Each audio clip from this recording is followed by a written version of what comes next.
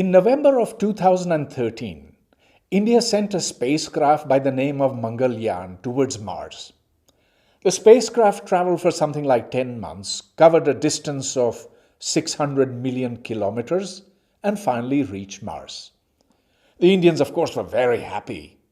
And now Pakistanis want to know whether they can go to Mars and what it might take.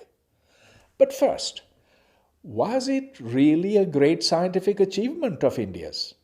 Let's remember that in 1998, India had tested 5 nuclear bombs, and there was an outburst of celebrations across India.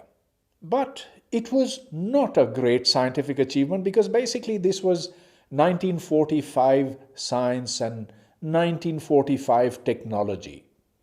Today, the making of atom bombs has become so easy that if you gave a PhD student a thesis problem to design a simple nuclear weapon, he would very well be able to accomplish that. But with Mangalyaan, it's different. There are many stages of this very complex space operation.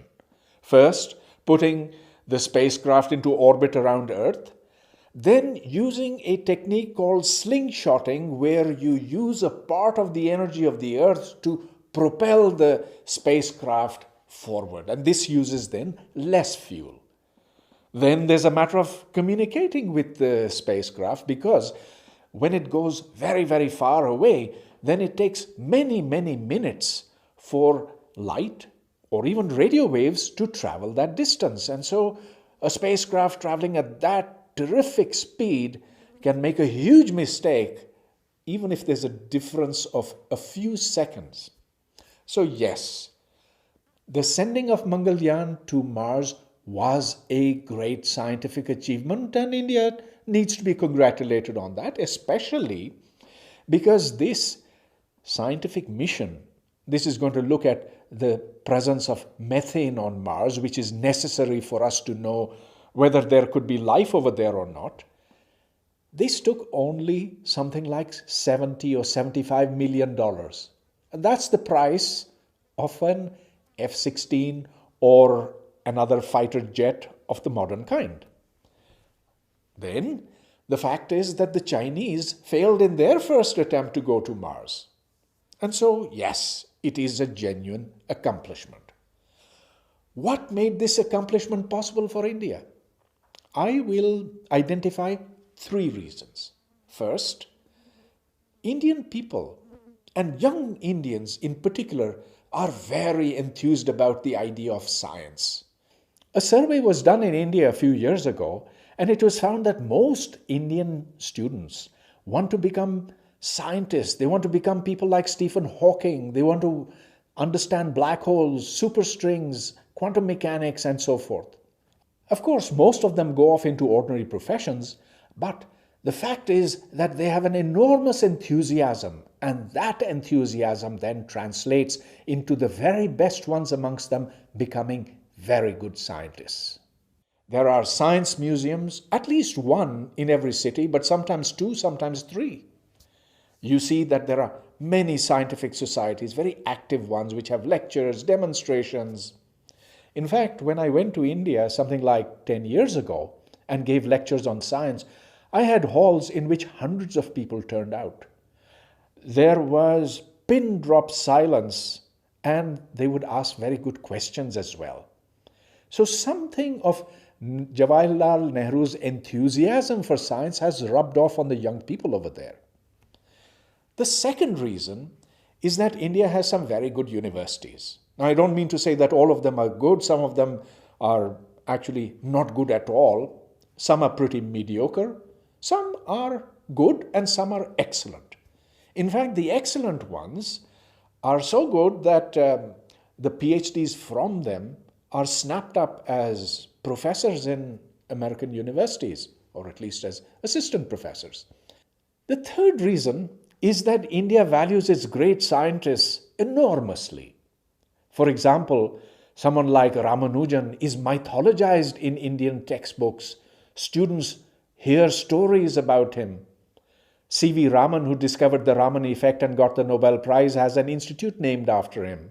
Similarly, S.N. Bose, or the great geneticist Hargobind Khorana, etc., etc. For a developing country like Pakistan, there are basically two different ways by which we can get to Mars. One is the Arab way, in which basically you buy a ticket. For example, the Saudi prince Sultan ibn Salman Saud was sent into space in 1985 on board the American space shuttle, and he had a very good time there. Similarly, the United Arab Emirates, UAE, is planning to send a mission to Mars in something like 15 years from now, and basically the way they're going to do it is the way they built Dubai. That means they're going to import the European technologists, the American scientists, and they're going to get all the parts and everything, and then they're going to launch it from there. But if we want to do it the Chinese and Indian way, which means that we do it step by step, using principles, absorbing them, making our own technology, then we'll have to do three very important things first. First of all, we need to create enthusiasm in our young people for science. Right now, it's not there. They don't want to become scientists. They want to become bankers. They want to become hotel managers. They want to become CEOs of some corporation, this, that.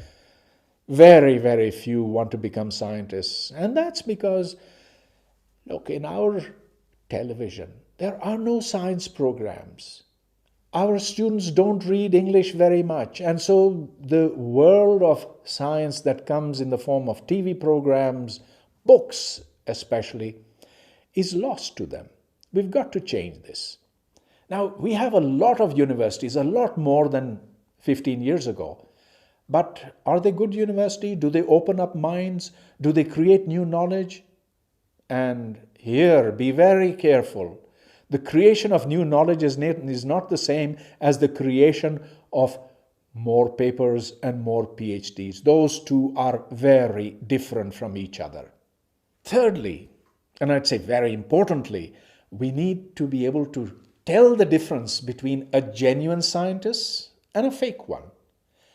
Pakistan has had some good scientists, but only one great scientist, and that is Abdus Salam.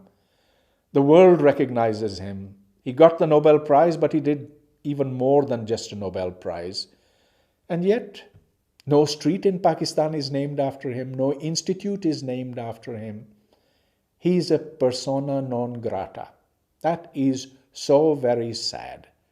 And what this means is that basically we have fakes, people who support the water car, or people who promote the water car, etc., who are then looked upon as great scientists in Pakistan by our children. That's not right. That is very destructive. And so let me conclude with this. If Pakistan wants to move forward, it's got to become a more open-minded society. It's got to be much more tolerant of the various peoples that live within it. It's got to celebrate diversity.